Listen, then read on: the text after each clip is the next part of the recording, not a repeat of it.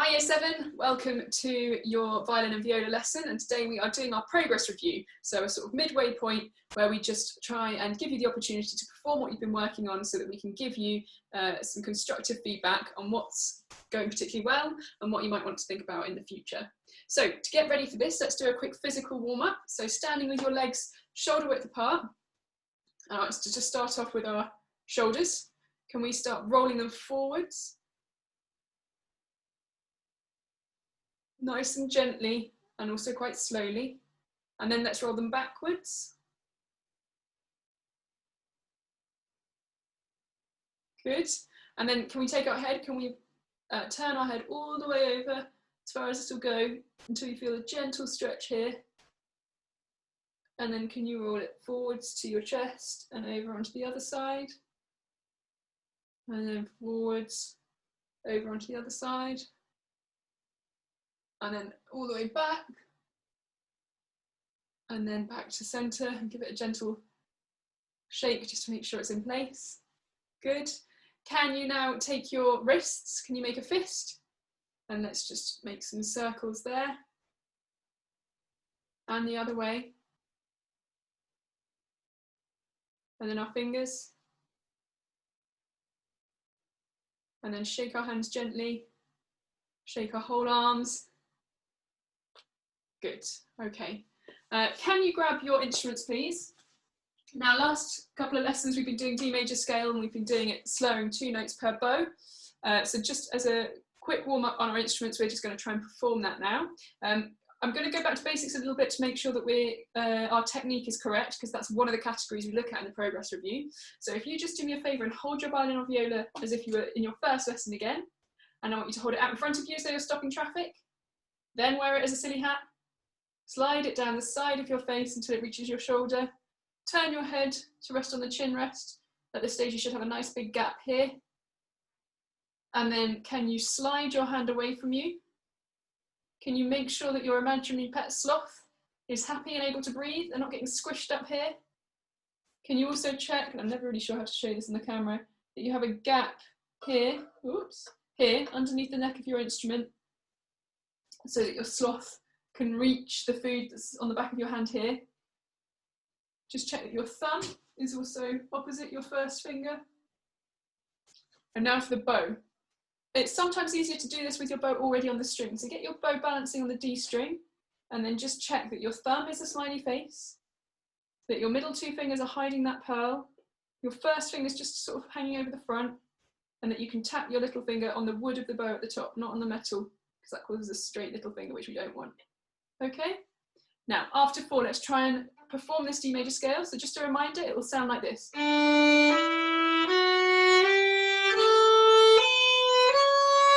And then back down. And the whole time I want you to try and use all of your bow and really think about drawing the sound out of the instrument. So we're not applying too much pressure, but we're really making sure we're getting as much sound out of the instrument as possible. Okay, here we go.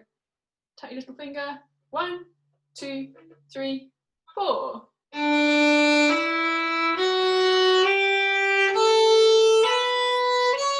down.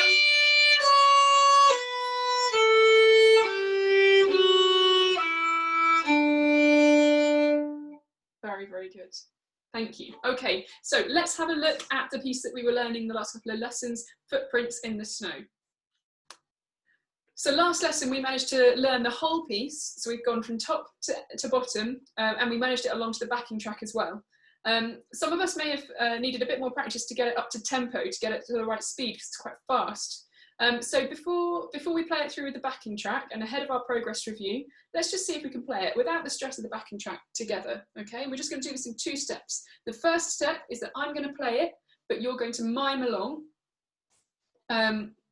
If you like, you could actually put your bow down and play pizzicato along to it as well instead of just miming. And I want you to help me out by, I want you to say the notes that I'm playing, okay? I'm going to do it just silently because I'm going to rely on your help, okay? So instruments up, we're starting on a G, which is D3. We're all miming along, making sure our technique and our posture is perfect. After 4, so we're going slightly faster. And a 1, 2, 3, 4.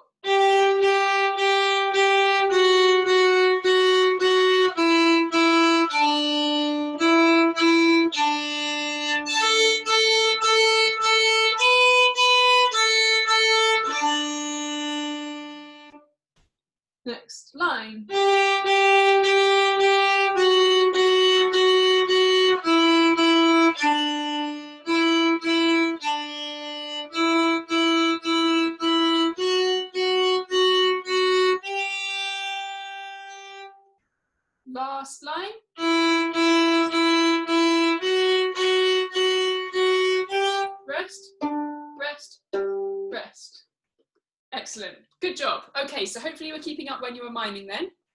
I just want to draw your attention, before we do it with the backing track, I just want you to draw your attention to two things. The first one is the bar rest that we have here on this side, at the end of the second line and at the end of the fourth line. We've got a whole bar rest, we've got 4 beats. Ma. In that rest, we need to remember that we need to do a retake. I haven't spoken about this before, but we have been doing it, okay? We need to do a retake so that we can start the next bar on a down bow, okay? So if I just play the second line, it would go like this.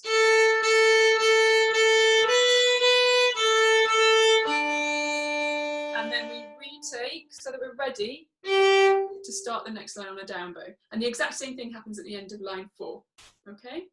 The last thing I want to just remind you of is the very last 3 notes. We've got that pizzicato. So if you'll remember from last lesson,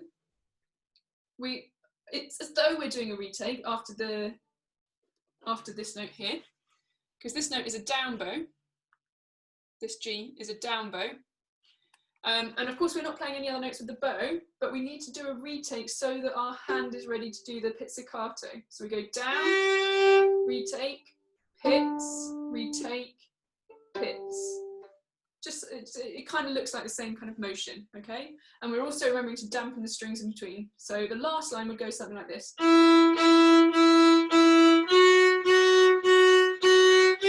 Retake, damp, damp, okay? Before we do it the backing track, can we just try playing the very last line together, just to keep an eye on those different things? Here we go, the last line. 1, 2, 3, 4.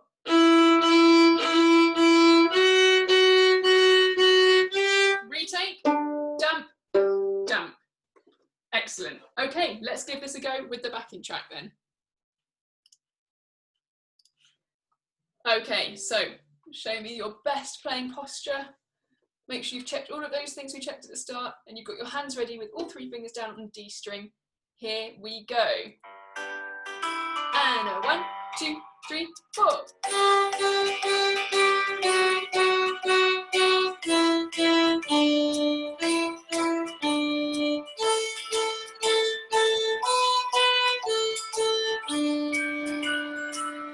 Retake, here we go.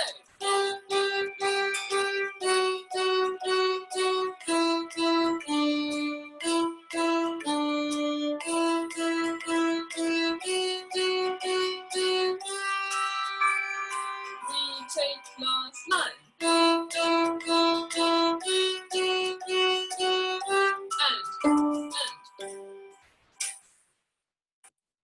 Very, very good. So that's what you'll be performing for your progress review. Speaking of which, I just want to go over what that actually looks like. We have done it last term, but obviously we're doing a more complicated piece now, so the marking of it is slightly different. So on the screen, you will see that familiar assessment grid that we've used before, but we've now progressed up a level. So we are now looking at B3. B stands for beginner, because we've only just started learning this year. But we're on the 3rd level now, so we're really making some really good progress here. We're obviously doing footprints in the snow. We're still being marked on the same 3 things. So the first thing we're looking at is accuracy. And as before, that is, are you playing the correct notes, the correct rhythms, the correct note lengths, and are you playing it in tune? Now that's where we string players have a pretty tough time, because on other instruments, you don't need to worry so much about the tuning, because as long as your hand is doing the correct thing, the tuning isn't going to be affected too much. With us, we've got to make sure we really know where we're placing our fingers for each note. So that's why I'm so insistent on doing lots of singing the notes as we play them, because it helps to train ourselves to recognise what the notes are supposed to sound like. So accuracy, we'll look at those things. The next column here is interpretation. Now, dynamics in our piece, it's just MF, mezzo, forte, all the way through. So as long as you're making a strong sound, that should be fine. It's more about the articulation, and by that I mean, are you able to do things like the retake? Are you able to play fluently all the way through along to the backing track without it going out of time and without any hesitation? And then the last column here is technique. And that's the thing that I was just talking about at the start of this lesson. So really I'm looking at your bow hold and your violin or viola hold. Are you looking at all of those things? Do you have a nice gap underneath your arm or are you holding it down here? Is your violin and viola on your shoulder, or is it in front of you on your collarbone? Is your sloth breathing, or do you have a bit of a sloth corpse on your wrist, which we don't want? Is your thumb a smiley face, not a frown? And are all of our fingers rounded and relaxed, so much so that you can just tap your little finger on the top before you start to play? So those are the things I'm going to look at. So I want you to be really focusing about accuracy and technique, because interpretation should go quite well at this stage, all right? Now, as before, I thought it'd be helpful for me to just demonstrate a couple of different versions of Footprints in the Snow, so you can get a sense of what kind of things I'll be looking for, all right? So I'm going to play along to the backing track, and I want you to have a think about what marks you would give me. Now, when we're talking about someone's performance, we always try and frame it in a really constructive way, because we want to be able to recognise the good and give suggestions for things that the person might want to improve later on. So we would always try and start with saying what is working quite well, what they've managed to achieve, before we then start to give suggestions of things they might like to improve. So just bear that in mind when you're coming up with your feedback, okay? So here is the first version of Footprints in the Snow, and I want you to just think about how many marks you would give it and why.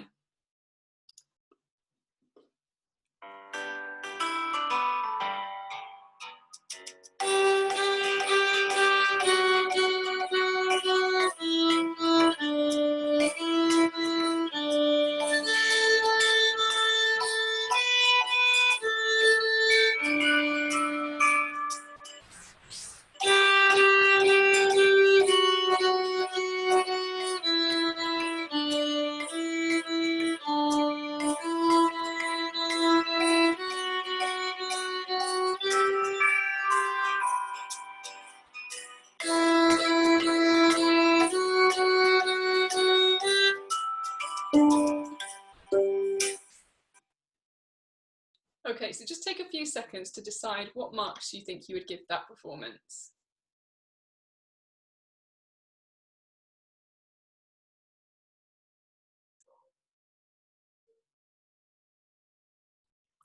Okay, so let's talk through it. Let's start off with accuracy. So remember that is talking about whether I was playing the correct notes and whether those notes lasted for the right amount of time and whether my tuning was okay. So I would suggest that I would have given that person a 4 for accuracy, because most of the notes were actually correct. I was using the correct fingers, I was on the correct string, they were in tune. The thing that let me down is for some of them, I let them hang on for a little bit too long. I don't think that the accuracy was the main issue here, though. I'll come on to that in a moment, which is why I've only knocked it down to 4 instead of 1 or 3.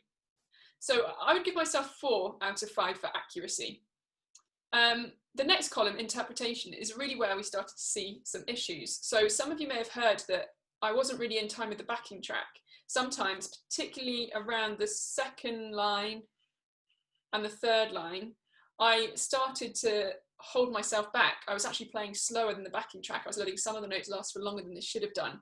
And that affected the fluency of the piece. There was quite a lot of hesitation. It didn't feel like a solid performance. So in terms of interpretation, I would probably mark myself down to a 3 out of 5. So that would be an area that I would be wanting to work on in the future. Now, in terms of technique, my bow hold was, I don't know if you could see it, but my bow hold was fine. And my violin hold was fine as well. There were a couple of moments where I let my violin kind of come down to the front a little bit, which is why I've knocked myself down to a 4 out of 5 for that last column, just because that's something, again, that we want to keep a close eye on. So even though it might have sounded a little bit dodgy, actually, we've still got 11 out of 15 for that performance. So that's quite a strong mark. Anything sort of 10, 11 upwards is a strong mark there, okay? So it just goes to show you that as long as you're really focusing on your accuracy and technique, you can afford to make a couple of errors in interpretation. Obviously, ideally we wouldn't have any errors, but it does give you a little bit of wiggle room there. So that's something to bear in mind, okay? All right, I'm going to do one more version of this. So again, think very carefully about what you're listening to, try and follow the music to see if I make any mistakes, and then give me an idea of what marks you'd give me at the end.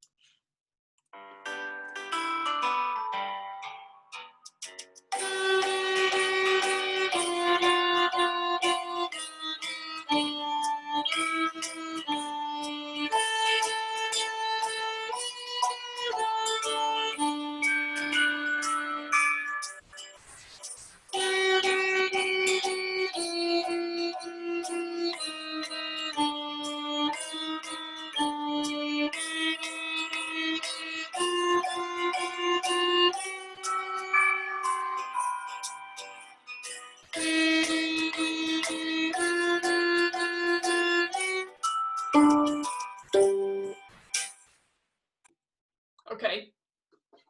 very different performance there. Take a few seconds to see what you thought.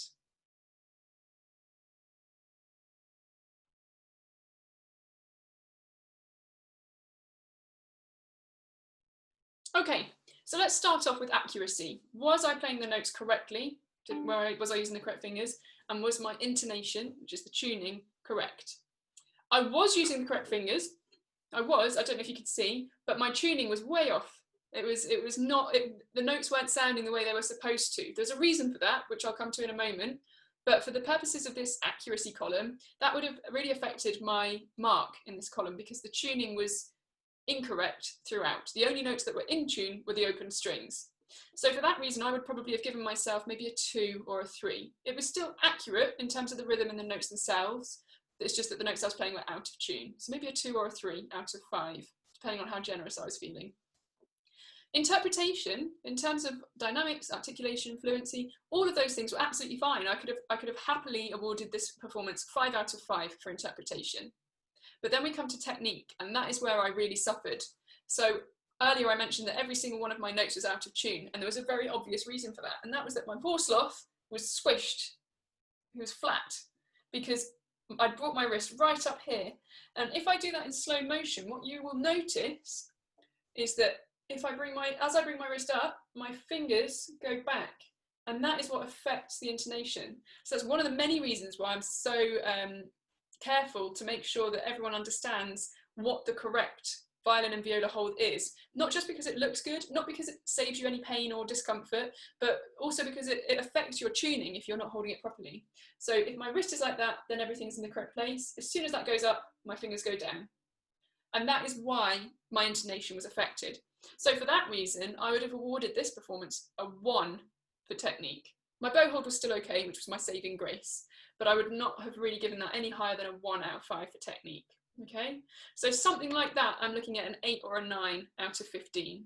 Okay, so these are all things that you have done a lot of practice at how to avoid them. At this stage, nobody should be holding their bow or violin or viola incorrectly because we've done lots and lots of practice of it.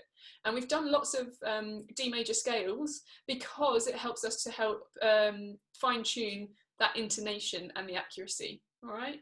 So what you need to do now in your lessons is you're going to perform footprints in the snow so that your teacher can assess you based on this assessment grid on the screen. Okay, now what I'd like you to do for homework this week is to still try and practice this piece, responding to the feedback that you were given. So if, like me, you got 1 out of 5 for technique because you just forgot to make sure your sloth was breathing, then you would need to do some practice playing this piece while looking in the mirror to make sure that your violin and viola hold is on point. All right, so whatever feedback you're given, that is what you are responding to in your practice this week. And then next time we can look forward to starting a new piece. Okay.